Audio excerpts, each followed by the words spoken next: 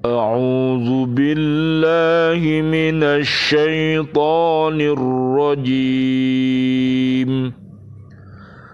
بسم الله الرحمن الرحيم.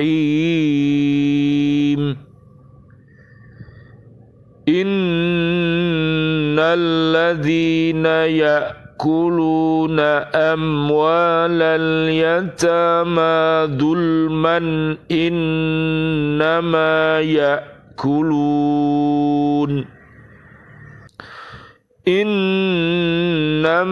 يأكلون في بطونهم نارا وسيصلون سعيرا.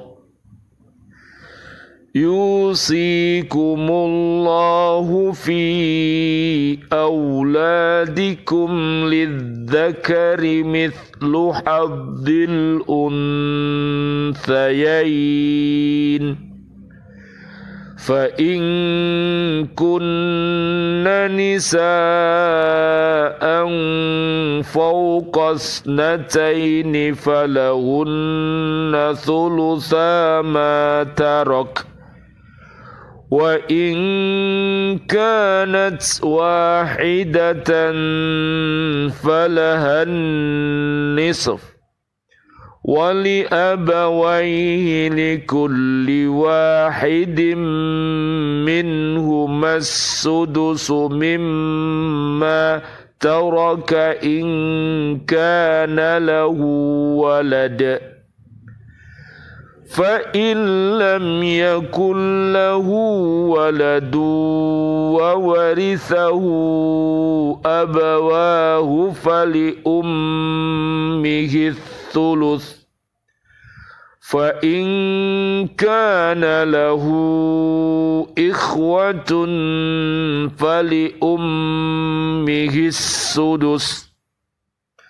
فلأمه السدس من بعد وصية يوصي بها أو دين. آباؤكم وأبناؤكم لا تدرون أيهم أقرب لكم نفعا، فريضة من الله، إن الله كان عليما حكيما. صدق الله العظيم. Sesungguhnya orang-orang yang memakan harta anak yatim secara dolim, sebenarnya mereka itu menelan api dalam perutnya, dan mereka akan masuk ke dalam api yang menyala-nyala atau neraka. Allah mensyariatkan atau mewajibkan kepadamu tentang pembagian warisan untuk anak-anakmu, yaitu bagian seorang anak laki-laki sama dengan bagian 2 orang anak perempuan. Dan jika anak itu semuanya perempuan yang jumlahnya lebih dari 2, maka bagian mereka 2/3 dari harta yang ditinggalkan.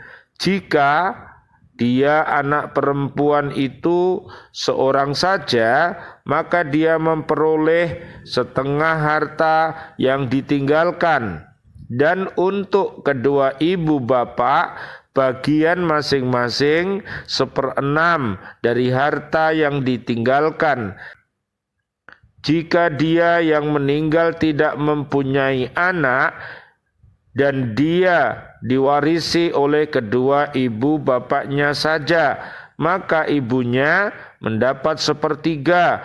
Jika dia yang meninggal mempunyai beberapa saudara, maka ibunya mendapat 1/6. Pembagian-pembagian tersebut di atas setelah dipenuhi wasiat yang dibuatnya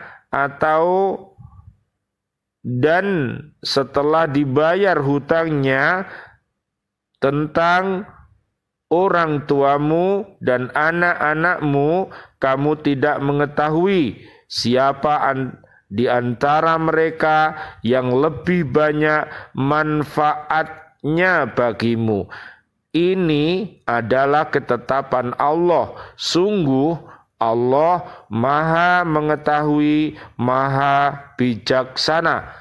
Surat An-Nisa, surat keempat, ayat 10 dan ayat 11. Bismillah, alhamdulillah, assalatu wassalamu ala rasulillah, asyhadu an la ilaha illallah wahdahu la syarikalah, wa asyhadu anna muhammadan abduhu wa rasuluh, la nabiyya ba'dah, la haula wa la quwata illa billahil aliyil adim. Alhamdulillah, pada kesempatan kali ini kami hadir dari bumi kota baru Ndriyorejo Gresik, Jatim, Indonesia, untuk menyambung selalu berhakko tilawati, selalu berhakko tukoti, dan selalu berhakko jihadi. Mudah-mudahan dengan wasilah ini diri kita, keluarga besar kita, dan umat Islam di bumi ini senantiasa mendapatkan rahmat dan kasih sayang dari Allah, serta mendapatkan ampunan dari Allah, dan mudah-mudahan Allah membebaskan diri kita dan keluarga besar kita dan umat Islam dari api neraka. Kajian kita di surat An-Nisa ayat 10. Sekali lagi, peringatan ini diberikan kepada orang yang tidak berlaku adil, yang berlaku dolim terhadap anak yatim yang ada dalam asuhan mereka. Siapa yang ikut makan harta anak yatim secara dolim, yakni tidak mengindahkan peraturan yang telah ditetapkan Allah, mereka seakan-akan memenuhi perut mereka dengan api. Jadi naudzubillah summa naudzubillah, kenapa Allah memasukkan mereka itu ke dalam neraka? Karena dia sudah berbuat dolim, yaitu berbuat aniaya terhadap anak-anak yatim. Mudah-mudahan seluruh keluarga kita dan juga keluarga-keluarga yang menjadi yayasan yang mengasuh anak-anak yatim, mudah-mudahan senantiasa diberikan hidayah oleh Allah Subhanahu wa taala, sehingga keluarga besar kita dan umat ini senantiasa merawat atau membesarkan, mendidik anak-anak yatim itu akan menjadi anak-anak yang mandiri nantinya. Amin amin ya robbal alamin. Ayat yang ke-11.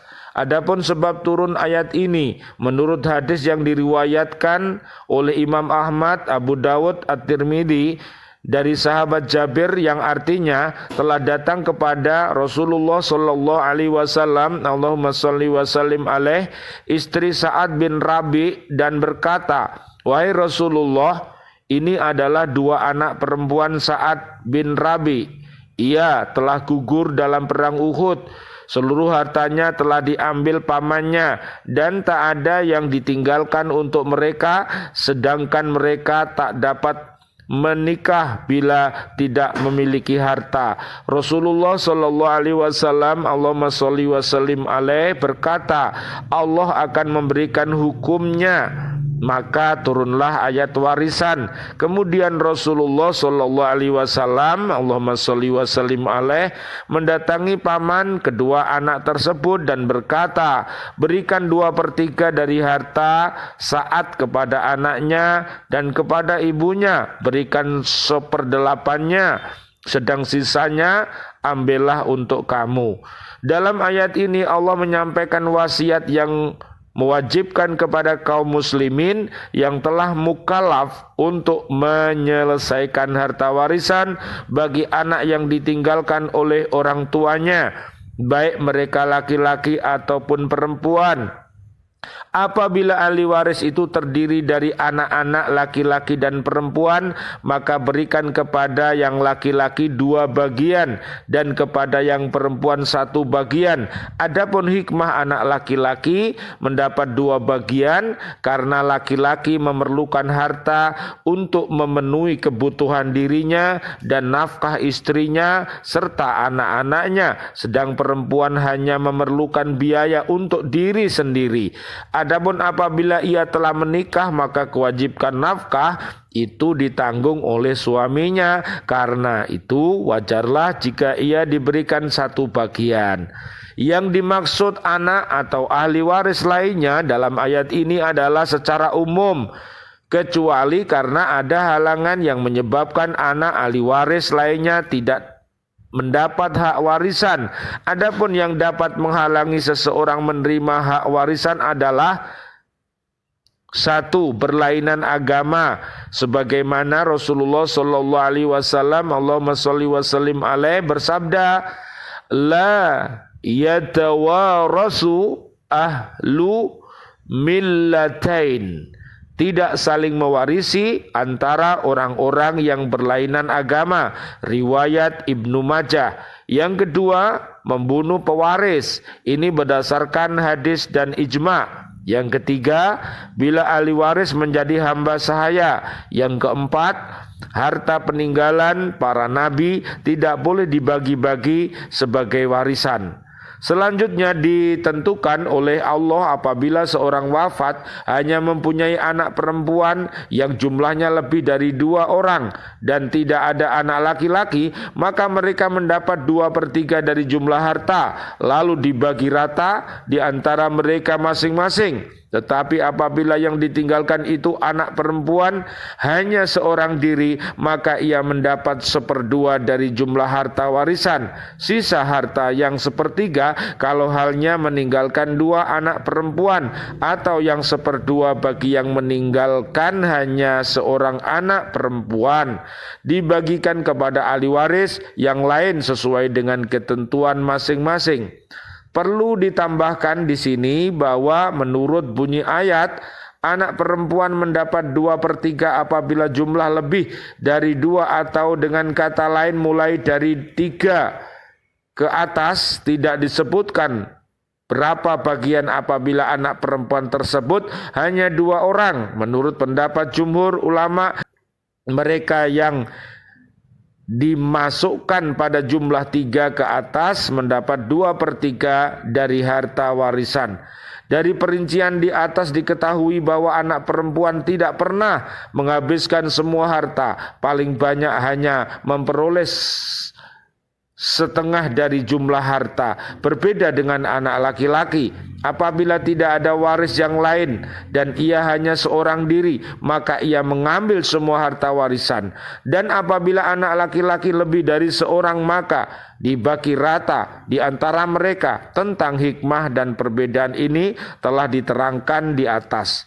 Dijelaskan pula tentang hak kedua orang tua. Apabila seorang meninggal dunia dan ia meninggalkan anak, baik laki-laki maupun perempuan, maka masing-masing orang tua, yaitu ibu dan bapak, mendapat 1/6 dari jumlah harta. Sebaliknya, apabila ia tidak meninggalkan anak, maka ibu mendapat 1/3 dari jumlah harta dan sisanya diberikan kepada bapak. Apabila yang meninggal itu selain meninggalkan ibu bapak, ada pula saudara-saudaranya yang lain, laki-laki atau perempuan 2 ke atas menurut jumhur, maka ibu mendapat 1/6 dan bapak mendapatkan sisanya.